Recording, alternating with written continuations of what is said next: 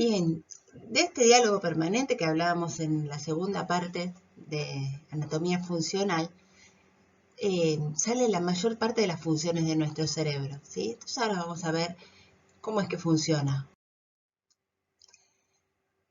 Tenemos distintas áreas corticales, ¿sí? Que las podemos groseramente clasificar en 4 grupos. Áreas que se llaman sensoriales primarias, o sea que reciben alguna cosa, alguna vía sensitiva o sensorial, sobre todo que reciben aferencias de núcleo de relevo del tálamo, que luego lo vamos a ver. Áreas motoras primarias, que son las que dan origen al tracto piramidal, o sea, las vías motoras. Áreas de asociación, por ejemplo, asocian, supónganse, auditivo con visual o auditivo con olfatorio, etc. O pueden asociar áreas dentro de la misma modalidad, ahora lo vamos a ver en un ratito. Y por último, áreas límbicas, que es las áreas que tienen que ver con las emociones. Bueno, esta sería la clasificación completa de todas las áreas. Entonces, áreas sensoriales primarias, o sea, las que reciben sensibilidad. Tenemos un área somatosensitiva, que se ubica en el giro postcentral, ahora lo vamos a ir viendo en un dibujito más adelante. Un área visual, que está a los labios de la cisura calcarina. Y el área auditiva, que está sobre el giro de Hegel. Vamos para abajo de todo, al área motora. La corteza motora está en el giro precentral. ¿Se acuerdan el surco central? Bueno, por delante de eso. Bueno, fíjense cómo hay áreas de asociación que se llaman unimodales. Quiere decir dentro de la misma modalidad. Somatosensitiva, visual y auditiva. Y en general están alrededor del área primaria, ¿sí? Si este era postcentral, somatosensitiva está justo por detrás. Y así sucesivamente. En el área motora, lo mismo. El área de asociación motora está por delante del área motora primaria. Y estas áreas de asociación multimodal, ven que, por ejemplo, una junta localización visoespacial con lenguaje y con atención, están en las uniones entre lóbulos, o sea, en la confluencia entre todas esas áreas, ¿sí? Esto lo hicieron los fisiólogos. Jackson, por ejemplo, que era un médico neurólogo también, que vio pacientes que tenían un tipo particular de epilepsia, que se llama epilepsia jacksoniana, que tenían crisis que se caracterizan por ir siguiendo el homúnculo motor. ¿Vieron el mapita que les mostraba al principio, que tenía ese mapa raro de la corteza cerebral? Bueno, va siguiendo justamente, propagándose, siguiendo ese homúnculo. Entonces, le dan mucha jerarquía a la, digamos, a la función o a la fisiología de cada área.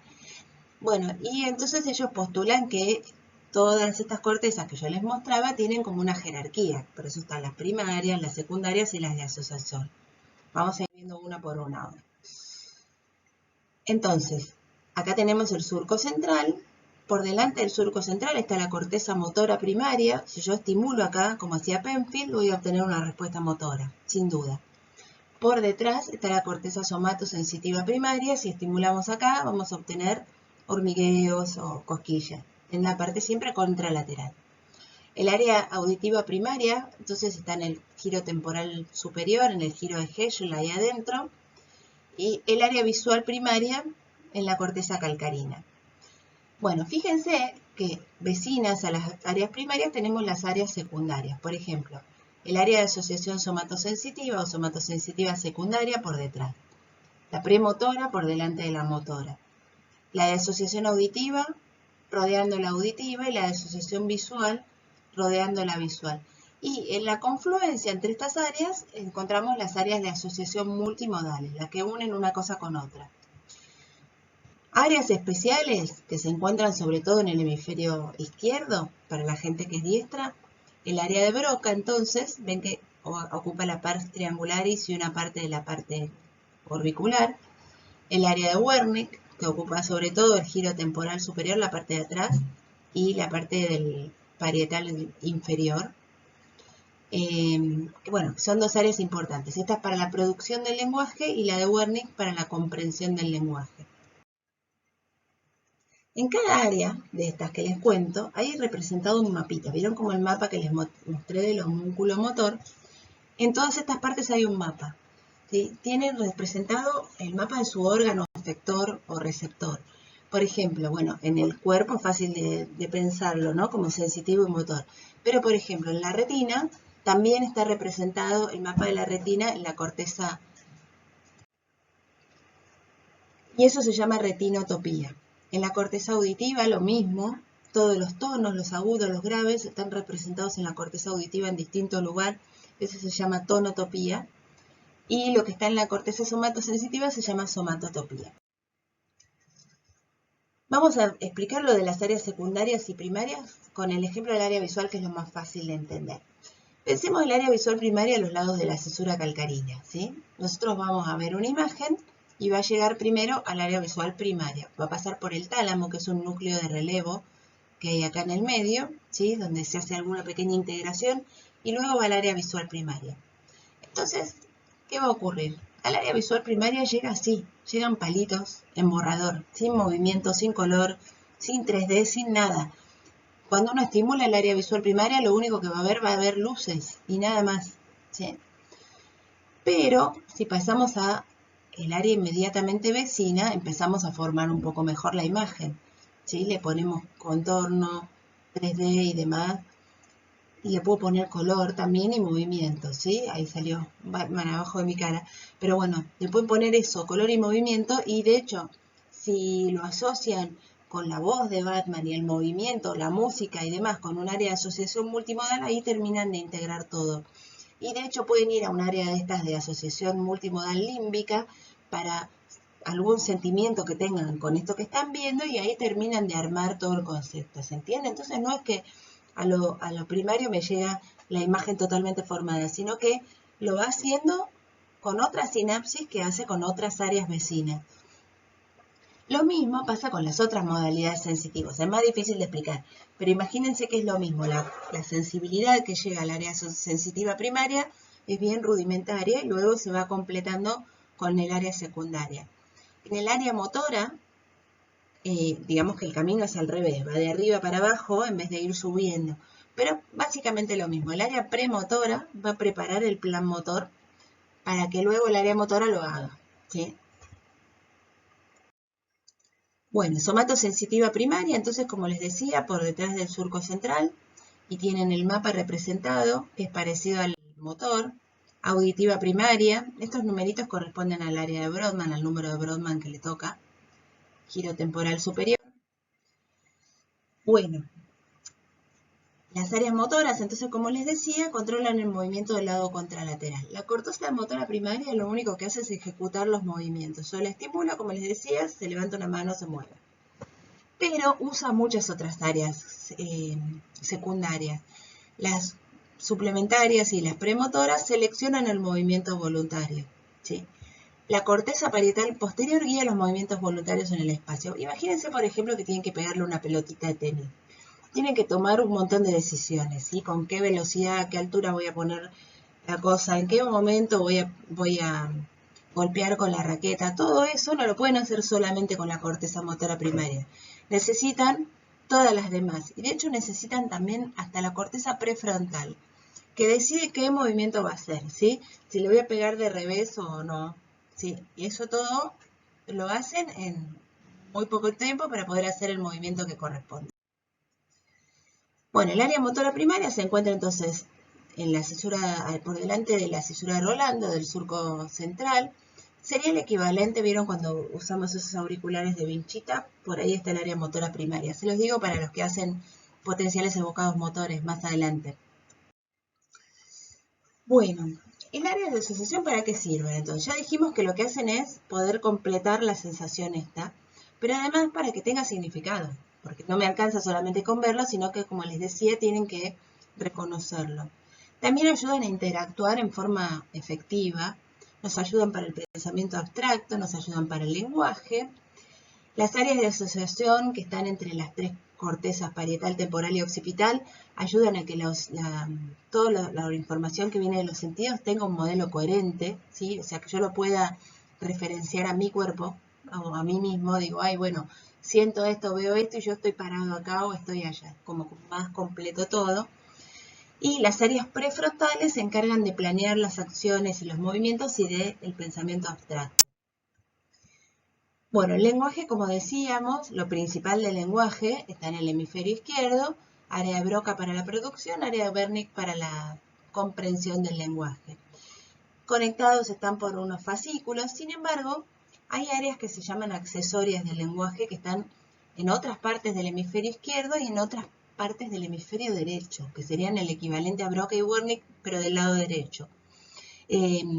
Esas las estamos descubriendo en los últimos tiempos, y si bien la lesión en esa área no va a dar un trastorno del lenguaje tan catastrófico como del lado izquierdo, también dan trastornos del lenguaje, como por ejemplo personas que hablan sin entonación o sin gramática o que no pueden entender las metáforas o los chistes, ¿sí? Entonces son áreas que también hay que tener en cuenta.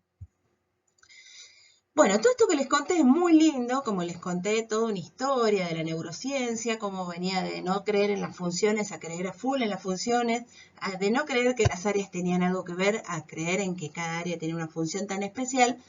Bueno, ahora estamos cambiando nuevamente los paradigmas, ¿sí? ¿Por qué?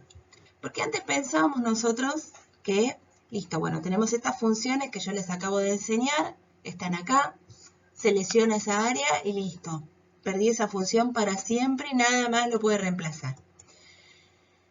Pero hay comportamientos muy complejos, ¿sí? Mucho más complejos que levantar una mano o hacer algo muy simple como, qué sé yo, sentir cosquillas. El lenguaje, por ejemplo, la memoria, no sería tan eficiente si yo tuviera que pasar de un área a otra área, como era el modelo que les acabo de contar. ¿Sí? Entonces piensen ustedes la diferencia entre trabajadores en serie, ¿sí? Que tienen que ir secuencialmente pasando de una parte a la otra, por más que sea muy rápido este pasaje, o de algo que funciona en forma simultánea como una multired, ¿sí? Entonces lo que se acepta hoy, lo que se sabe en base a nuevas técnicas que tenemos para estudiar esto, es que está todo organizado en forma de redes que están funcionando en simultáneo y que son paralelas, que sí están organizadas en jerarquías como la escuela jerárquica postulaba, pero que todo el tiempo se activa todo a la vez y es una red grande la que funciona. En el caso del lenguaje, entonces como les contaba, no va solo Broca y Wernicke, sino otras áreas en el mismo hemisferio, en el otro hemisferio, incluso en el cerebelo. Todo eso está funcionando a la vez y es mucho más eficiente que lo que pensábamos antes. Y entonces, no sé si pasa algo. Si uno lesiona una parte de esta red, puede ser que le vaya muy mal, que es lo que estuvimos viendo hasta ahora muchas veces los neurólogos, o puede ser que con el tiempo el resto de esa red que quedó funcionando bien y si el daño no fue tan grave, llegue a cubrir el área esa que fue dañada. Y eso es lo que nosotros vemos clínicamente. Pacientes que están con una lesión del lenguaje, por ejemplo, en agudo muy terrible, y que con el tiempo empiezan a hablar nuevamente. Quizás no del todo bien, pero empiezan a hablar. ¿Cómo hicieron? Si el área sigue dañada. Y bueno, porque las otras partes de la red compensaron esa función que se perdió.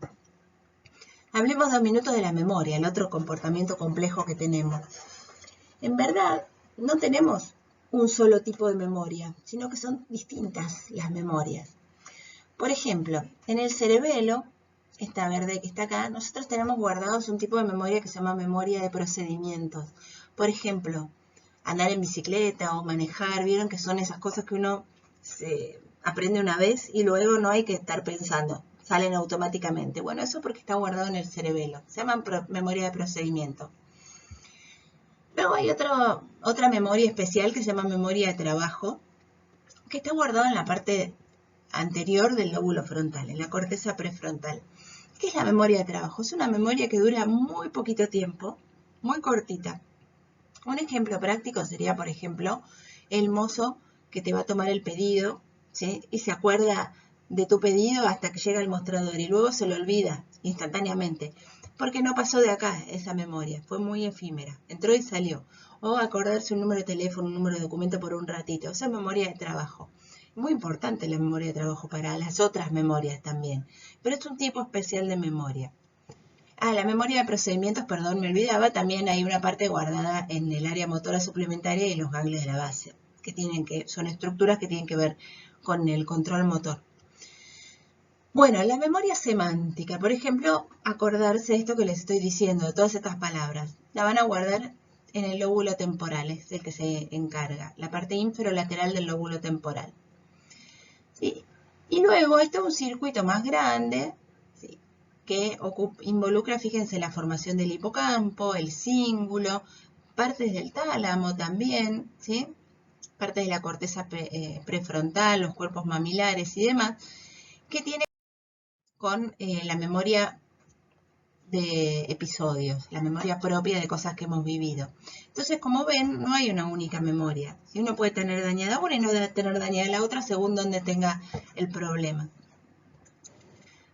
Bueno, habíamos dicho que los hemisferios eran diferentes en función. Ya estuvimos viendo un poquito el tema del lenguaje, cómo difería. Vimos también lo que era contralateral, pero hay otras diferencias entre los hemisferios, ¿sí? Una diferencia es que el hemisferio izquierdo, aparte de ser dominante para el lenguaje, maneja todo en forma más sistematizada, ¿sí? Es donde se guarda la información verbal y bien sistematizada. Por ejemplo, ustedes van a estudiar todo este tema y se van a estudiar las áreas quizás medio de memoria, ¿sí?, una por una, sistematizadamente. Bien. Por ejemplo, nos sirve para saber las letras de las canciones, nos sirve para hacer algunas cuentas, pero en la parte formal de las cuentas, hacer sistemática. En cambio, el hemisferio derecho, ¿sí?, es el hemisferio no verbal. La información que tiene el hemisferio derecho, el que maneja, es visoespacial más bien, no tan verbal, sino visoespacial, y es menos sistematizada. En el caso del estudio, digamos, que sería como cuando estudiamos el concepto de algo y decimos, ay sí, la idea la tengo, entendí todo, de qué se trata, lo que no sé es ponerlo en palabras. Por eso lo importante es estudiar con los dos hemisferios, usar el cuerpo calloso que conecta ambos hemisferios y saber el concepto y saber ponerlo en palabras también, y viceversa. Bueno, y en el hemisferio derecho está guardada la música del lenguaje y la música de las melodías también. Bueno, les cuento otras cositas divertidas. Hay un investigador que trabaja bastante con esta condición que se llama sinestesia, que es algo más común de lo que parece. Lo tienen uno a cada 200 personas. Habrá que ver si alguno en este auditorio lo tiene. Por ejemplo, miren un ratito esto y díganme o piensen, si están solitos en casa, si ven algo diferente. Bien, la gente que tiene sinestesia ve este cuadradito de números de esta manera, ¿sí? Los 5 los ve de un color, los 2 los ve de otro color y por eso rápidamente resalta el triangulito hecho con números 2. Bueno, ¿por qué pasa eso? Cada número lo ven de un color, una manera muy divertida de ver los números. En verdad todos tenemos sinestesia. Vamos a pensar otra prueba entonces. Si fallamos en la anterior, pensemos en esta. Estos dos objetos, este es un test universalmente hecho. Hay dos objetos, uno se llama Buba y el otro se llama Kiki. ¿Cuál les parece que es Buba y cuál les parece que es Kiki? Bueno, habitualmente toda la gente, todo el mundo, en cualquier idioma, siempre dice que Buba es este y que Kiki es este. ¿Por qué? ¿Por qué? Porque hay una especie de sinestesia también. O sea, nosotros estamos uniendo una característica visual, como que es la forma redondeada de este, con Buba, que parece algo redondeado, y esta otra característica más angulosa, con el nombre Kiki, que también es anguloso. Entonces, ¿por qué pasa esto? Porque las áreas que ven los números y el área que ve los colores están muy unidas. Y hay gente que los tiene tan unidas que directamente son la misma área. Entonces, cada vez que ven un número, lo ven de un color. ¿Sí? Se produce una unión o un puentecito entre las dos áreas. Esta es la forma más común de sinestesia, sin embargo, hay otras. ¿Sí? Por ejemplo, escuchar una música y ver colores, escuchar un sonido y ver colores. Es otra forma de sinestesia, muchos artistas la tienen. Fíjense o presten atención porque a lo mejor no se dieron cuenta si la tenían. Hay test en internet para hacer a ver si la tienen o no. Bueno, otra cosa interesante que puede pasar en el cerebro o loca con estas áreas es una condición que se llama miembro fantasma. Viene de la mano con lo que vimos recién. Seguramente habrán oído hablar o habrán conocido a alguna persona a quien le amputaron algún miembro y sin embargo siente, por ejemplo, que tiene cosquillas o que le pica la mano que ya no tiene. ¿Sí? Dicen, qué loco, ¿cómo puede ser? Bueno, lo que pasó fue que se remodeló esa corteza cerebral. Otras cosas extrañas que pueden pasar es todo lo contrario, digamos, tener el miembro y pensar que no lo tenés. ¿Sí? Decir, no tengo. Toda esta parte izquierda, por ejemplo, de mi cuerpo no existe y entonces no me voy a vestir de ese lado, no me voy a maquillar, no me voy a peinar, nada de ese lado. Sí, eso en general viene de la mano de una condición que se llama anosognosia, que quiere decir no darse cuenta que es una enfermedad, porque cualquiera de nosotros estaría bastante alarmado en pensar que tenés medio cuerpo, pero a esta gente no le molesta, le parece lo más normal, ¿sí? Eso es la anosognosia que tienen. Acá les muestro algunos ejemplos, por ejemplo, de neglect o inatención, ¿sí? Donde se le pide a la persona que copie este dibujito, y fíjense, ven cómo solamente reconoce la mitad del espacio, dibuja media margarita, media casita, medio reloj. ¿Sí? Bueno, esto es loco y estas condiciones existen.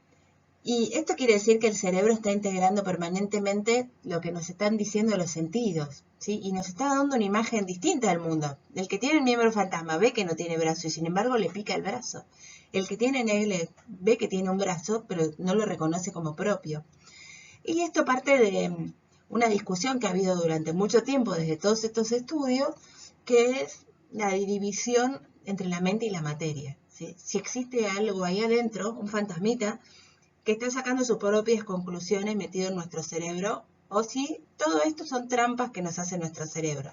Este dibujito, por ejemplo, que ustedes ven acá, lo hizo Descartes, ¿sí? El de pienso, luego existo, que, digamos, planteaba esta división, que la mente era una cosa y el alma era otra cosa. El dualismo cartesiano. Él decía que había un fantasma adentro de la máquina, ¿sí? Decía él, ¿sí? De Polis también dijo que había un fantasma en la máquina, pero en otro sentido. Bueno, más trucos que nos hace el cerebro. De hecho, de estos trucos viven los ilusionistas, ¿sí? Gente que piensa que sale de su cuerpo, ¿sí? Por ejemplo, que puede viajar e irse del cuerpo. Imagínense que esto hace muchos años, o te quemaban por brujo, o te decían que estabas poseído, que un fantasma, etcétera, etcétera. Hoy lo que vemos es que estimulando distintas áreas del cerebro, o pacientes que tienen epilepsias en esas áreas, tienen estos síntomas, ¿sí? Se reproduce esto. Justamente salirse del cuerpo y verse desde arriba. Re loco, ¿o no? Ya que estamos en ese tema, entonces pensemos, por ejemplo, qué es esto de la conciencia, o sea, saber que yo soy yo y que no soy otra persona. Es algo medio difícil de definir. Es como definir el tiempo, que todo el mundo sabe que existe, pero nadie sabe qué ponerle una definición. La conciencia, todo el mundo sabe lo que es, no es Pepito Grillo, sino que es esa cuestión de saber que yo soy yo. Bueno, ustedes me van a decir, qué lindo todo esto de las áreas y de las redes, ¿dónde está la conciencia? Bueno, nadie sabe todavía dónde está, ¿sí? Se supone que es una función del cerebro, se sabe que muchos animales tienen conciencia, o sea que no es exclusivo o no es excluyente tener neocorteza, parece ser, para tenerla. Parece ser que es una función más del cerebro, nada más que eso. A nosotros nos parece la gran bomba y está buenísimo tenerlo, pero bueno, es una más de las funciones del cerebro. Les dejo este librito que es de un investigador de la Universidad de Quilmes, si quieren leer sobre estas cosas, que es bastante divertido. Se llama Cavernas y Palacios. Es de divulgación absolutamente. Bueno, este es otro mito que hay dentro de la neurociencia, ¿no? Me dicen, ay, todas estas áreas, nosotros usaremos todas estas áreas porque a mí me dijeron que usamos solamente el 10% del cerebro. Bueno, veamos si es verdad o no es verdad. Les mostré un montón de áreas, les mostré un montón de redes que actúan en forma simultánea. El asunto es, ¿nosotros todo el tiempo tenemos que estar pensando en eso o no? La verdad es que no podemos estar prestando atención a todo, ¿sí? Yo estoy sentada, tengo mi equilibrio de una manera, sé más o menos cómo mantenerme en la silla, mi corazón está latiendo solo, mi sistema digestivo está haciendo sus cosas, hay un montón de cosas que están funcionando gracias a mi cerebro, pero sin que yo esté percibiéndolo ni prestando atención. Entonces, no es que anda el 10%, sino que nosotros no le prestamos atención a todo. Acá, por ejemplo, lo que están viendo es un estudio de resonancia que se llama tractografía por resonancia magnética, donde se ven fibras que comunican distintas áreas del cerebro entre sí, o que suben y que bajan. Es una cantidad infernal de procesos. Si tuviéramos que estar atentos a todo eso, no podríamos vivir, ¿sí? Tenemos que prestar atención a una cantidad limitada de cosas. Sin embargo, el cerebro se puede activar absolutamente todo ante una cosa menor. Por ejemplo, fíjense, esta es una persona escuchando música. Lo que se enciende de colores, va de distintos colores según la cantidad de la activación, son las partes que están consumiendo más oxígeno, más sangre. Entonces fíjense, o sea, la parte que está trabajando. Como cuando estás solamente acostadito escuchando música, se activa todo el cerebro. Empieza a poner un área, la otra área, esto, lo otro, lo demás allá. Entonces, funciona todo el tiempo. Si tengo un zombie adentro que está ocupándose de mi sistema digestivo, de mi sistema circulatorio, de un montón de procesos que van pasando subcorticales. Les digo más, ¿vieron cuando una persona les cae mal y ustedes no saben por qué? Porque en el fondo, pequeñas señales que ustedes estuvieron viendo, pero no prestaron atención, se estuvieron almacenando ahí. Y algo se te prende y te va a tu conciencia como diciendo, mira, no te acerques a este porque va mal. No es que sos brujo ni que tenés un sexto sentido, sino que toda esa información mini que vos estuviste recibiendo, en algún momento tu cerebro lo estuvo procesando. De la misma manera, cuando estamos con un problema muy grave o un problema que nos tiene muy preocupados y a lo mejor por un ratito dejamos de pensar en ese problema, no sé, nos vamos a correr, nos damos un baño y de repente, plum, sube la respuesta. Dice, ay, mira, era así tan fácil. ¿Qué pasó ahí? Yo dejé de prestar atención, pero por debajo toda la parte subcortical estuvo trabajando, áreas de la corteza estuvieron trabajando. Yo no le presté atención y de repente me lo suben a la luz. ¿Sí? Es como si tuviera un pequeño zombie adentro que no come cerebro, sino que me ayuda a vivir mejor con el mío. Sí que sí existen los zombies, de esta manera existen. Bueno, una vez descubierto esto, con el caso de Phineas Gage y el tema de la personalidad, uno diría, bueno, entonces podría curar trastornos de conducta. Si la personalidad está en el cerebro, la conducta está en el cerebro, ¿por qué no hacer psicocirugías? Una psicocirugía muy popular que hubo un tiempo se llamaba lobotomía, que no consiste en esto, por supuesto que es un chiste, ¿sí? Sacar lobos adentro del cerebro, sino que consistía en esto, fíjense. Es una cirugía similar a lo que le pasó al señor Gage.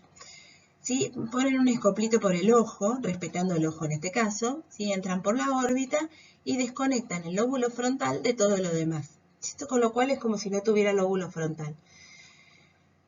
Lo usaban en general para gente que tenía algún trastorno psiquiátrico y estaba violento y por supuesto quedaban súper tranquilos después de esto, pero por supuesto también perdían su personalidad. ¿Sí? El lóbulo frontal es donde dijimos que se hacen los planes y donde está toda la iniciativa y el pensamiento abstracto. Entonces quedaban absolutamente inservibles, tranquilos, pero eran otras personas. Hoy hay otro tipo de psicocirugías, por ejemplo, acá no tan agresivas, ¿sí? Partes donde lesionan partecitas del cíngulo. Hay otras psicocirugías que ni siquiera son, digamos, ablativas, que no hay que lesionar un área, sino que se pone un estimulador, supónganse núcleos del tálamo, que es este núcleo que está acá adentro, que proyecta a distintas partes de la corteza, para tratar de influenciar en distintos sistemas. Se ha usado con algún éxito, todavía no se sabe muy bien o está en desarrollo, pero bueno, están trabajando bastante con esto, con buenos resultados. Bueno, esto es un tema delicado, ¿sí? Me dirán, ¿qué pasa con las experiencias místicas? Hay toda una rama que se llama neurofilosofía. Yo les mostré esto de la gente que siente que se va fuera del cuerpo. Si pueden sentir eso, ¿por qué no pueden tener una visión de un ser celestial que les habla? Bueno, de hecho, hay libritos, ¿sí? Como este librito, Las puertas de la percepción, de Huxley. Lo conocen a Aldous Huxley, es el de Un mundo feliz. Él quería ver qué pasaba con distintas drogas. Entonces iba probando y las iba anotando en un libro. Les diría, ¿no? Chicos, no lo hagan en su casa, lean el libro, que es muy interesante. Pero bueno, él lo que notaba era que la percepción, o sea, toda esa atención, 10% o lo que sea que nosotros tenemos, se ampliaba muchísimo. Por supuesto tenía que dejar de hacer otras cosas porque se quedaba horas y horas mirando a lo mejor una hojita de un árbol, ¿sí? Pero él eso es lo que notaba con las drogas. Entonces ver como que la percepción está ahí, solo hay que abrir la puerta para percibir más cosas. Bueno, lo de la autoscopía lo hablamos, las experiencias fuera del cuerpo también. ¿Recuerdan a Víctor Sueiro? Para los que son más jóvenes, todavía vivía cuando yo era chica, Víctor Sueiro era un periodista que, pobre, tenía una arritmia muy grave. Entonces murió varias veces, ¿sí? Hizo paros cardiorrespiratorios muy severos y volvió, le hicieron reanimación y volvía. Entonces durante unos minutos él estaba muerto clínicamente, lo reanimaban y volvía. Y él lo que contaba era lo que cuentan en muchas películas también, que veía un túnel y la luz al final del túnel. ¿Vieron como dicen las películas? No, no vayas a la luz. Bueno, él contaba eso. Y escribió muchos libros al respecto y demás. Bueno, hasta que al final murió definitivamente. Él tenía su propia interpretación de lo que significaba ese túnel. Nosotros podemos tener otra interpretación que es quizás, que es la parte de la corteza que se está apagando a lo último, ¿sí? La corteza visual quizás sea la última en apagarse, no sabemos, pero definitivamente debe tener que ver con algún área cortical que está siendo o excitada o está dejando de funcionar. Bueno, y hay un señor que se llama Persinger, un investigador, que de hecho investiga cuestiones, hay más de investigadores aparte de Persinger, pero él investiga cuestiones teológicas más que nada. Y lo que trata de reproducir son alucinaciones o, digamos, visiones celestiales en su laboratorio. Él tiene la teoría de que cuando hay alguna aparición colectiva, imagínense la Virgen de Luján, de Lourdes, ¿sí? Que mucha gente la ve al mismo tiempo en un determinado lugar. Él lo que estudió es que en ese momento, en la Tierra, en esa región, había una perturbación del campo magnético y que eso posiblemente estimuló un poco los cerebros de toda esa gente, más la creencia popular, más un poco de sugestión colectiva, y entonces todos terminaron viendo lo mismo. Lo que hizo fue aplicar una estimulación magnética transcraneal para tratar de reproducir eso y lo logró. Tiene unos videos en YouTube, si lo buscan, donde hace que vean un fantasma o que vean esto, que vean aquello, por supuesto, tranqui, porque al estar en un laboratorio no se asusta tanto. Pero bueno, ven cómo estimulando partes del cerebro uno puede lograr cosas por el estilo. Persinger, sin embargo, cayó en la trampa, así como en la craneoscopía, en la trampa comercial, porque resultó ser bastante divertido, entonces terminó vendiendo el casquito para estimulación magnética transcraneal. Fíjense cómo dice, te lo promocionan para experiencias fuera del cuerpo, para sueños vívidos, etcétera, etcétera, etcétera. Sale solo $300. Ahora nos sale un poco caro, pero si alguno quiere, busquen por internet. Bien, otra pregunta del millón. Si hay diferencias entre el cerebro de las mujeres y de los varones. ¿Qué les parece? La verdad es que sí hay diferencias, como hay diferencias en el resto del cuerpo entre las mujeres y los varones, ¿sí? Esto no quiere decir que ninguno de los dos sea mejor o peor, sino que son de modos diferentes. Entonces, los varones, por supuesto, son más grandes de tamaño y entonces tienen cerebros más grandes, mucho más grandes que nosotros. Tienen partes del cerebro que son más grandes que las nuestras en comparación. Por ejemplo, los ventrículos, el globo pálido de la amígdala, que es un núcleo que tiene que ver con la agresividad, crece más rápido. Nosotras tenemos cerebros más chicos, porque somos más chicas. Igual vieron que dijimos que el tamaño no es muy relevante. Tenemos más conexiones entre las neuronas que tenemos, ¿sí? Más dendritas, y también partes que crecen más, que crecen en forma diferente. Pero sobre todo interesante esto, por ejemplo, este es un estudio de la conectividad, o sea, todas estas fibras que yo les mostraba, cómo las tienen los varones y las mujeres. Los que vieron es que los varones tienen más conectividad en áreas parieto-occipitales y nosotras tenemos más hacia el frontal. Y eso probablemente tenga que ver con la especie que tenemos, ¿sí? Donde el macho de nuestra especie es cazador y entonces necesita estar orientado en el espacio y buscar las cosas, y nosotras somos más bien recolectoras y tenemos que cuidar a la gente. Entonces tenemos que buscar y recolectar, eso lo tenemos que hacer también con el frontal, más que nada, sobre todo lenguaje y sobre todo empatía para cuidar a los bebés, ¿sí? Nada, diferencias importantes. Bueno, hay áreas nuevas que se siguen descubriendo todos los días. Por ejemplo, miren este videíto, seguramente todos lo miran y dicen, ¡au! Y les duele. ¿Y por qué les duele si no les conocen a este tipo? No son ustedes. Bueno, porque tenemos un área especial que se encarga de eso, ¿sí? Se llaman neuronas en espejo. Y son para esto, para imitar. Son de las primeras neuronas que se forman justamente para que el bebé aprenda a hacer cosas. Y para que la mamá también entienda lo que le pasa al bebé que no sabe hablar, ¿sí? Pueda ponerse en el lugar de la otra persona y entender que ese llanto significa que tiene hambre, este otro llanto significa que quiere dormir, y así. Se cree que los autistas no tienen estas neuronas en espejo y por eso tienen esas dificultades para socializar. ¿Y dónde están? Están algunas en el área 44, en el lóbulo frontal o en el lóbulo parietal superior. Bueno, y esto es muy genial y tenemos un laboratorio en el cruce que se encarga de esto, ¿sí?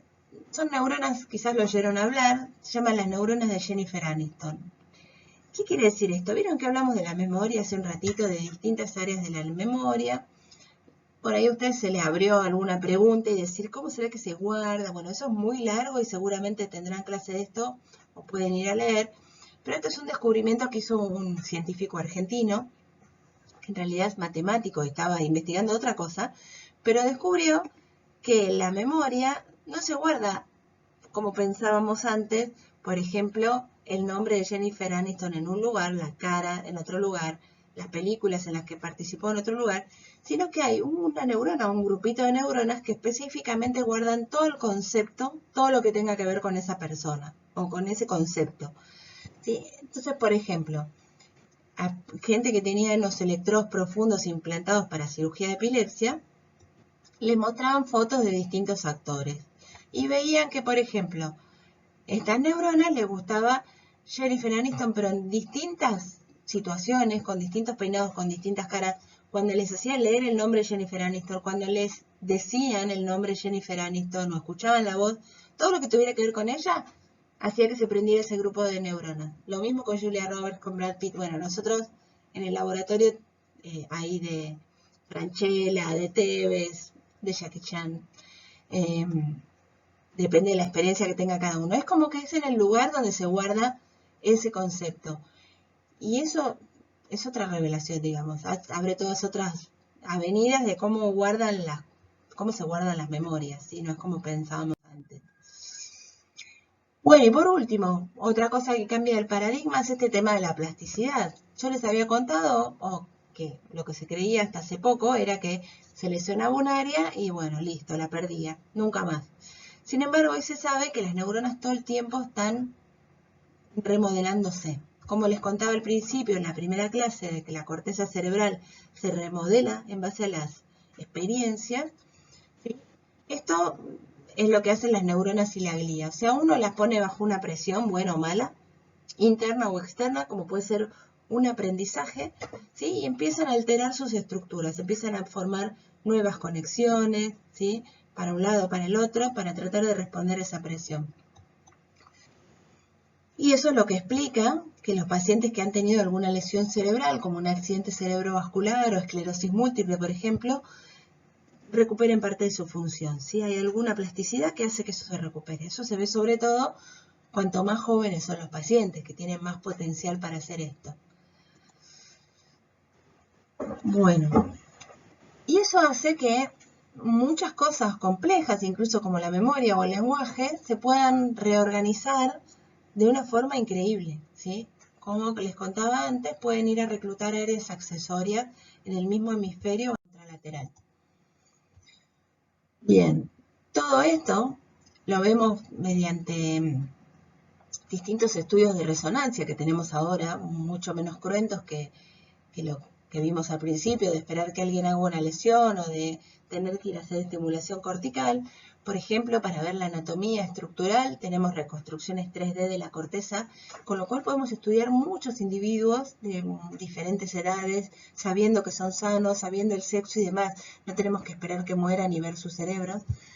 Tenemos este estudio divino que se hace por resonancia, que se llama resonancia funcional, donde, como ven, se activa una parte del cerebro, la parte que está usando esa persona, ¿sí? Nos permite ver exactamente qué parte está usando en una prueba. Entonces le podés hacer cosas muy específicas, ¿sí? Como por ejemplo leer una metáfora y ver dónde la reconoce, o mirar un chiste y ver, bueno, a ver dónde entiende el chiste o no, y así, muy finito, hilar. Sí, ahí tienen otro estudio de resonancia funcional reconstruido 3D. Y, por supuesto, pueden ver mediante la tractografía las conexiones entre esas áreas, buscar tractos nuevos que antes no conocíamos y ver cómo se conectan en estas áreas entre sí. También ver cómo va cambiando toda esa conectividad a lo largo del tiempo, era algo que antes no se podía hacer. En cambio ahora lo podemos ir haciendo porque tenemos al mismo sujeto sano que podemos estudiar y razonar de aquí para adelante. Así que es probable que esta clase en unos años cambie y que, bueno, estén atentos porque todo el tiempo van saliendo cosas nuevas sobre este tema. Por ahora igual sí recuerden el ABC, donde está la corteza motora, la corteza sensitiva, la corteza auditiva, la corteza visual primaria y las áreas principales del lenguaje. Eso hay que saberlo igual y sigue siendo todavía el ABC de la neurociencia. Bueno, muchas gracias por haberme prestado atención en estas 3 clases y les dejo ahí mi correo por si tienen alguna duda.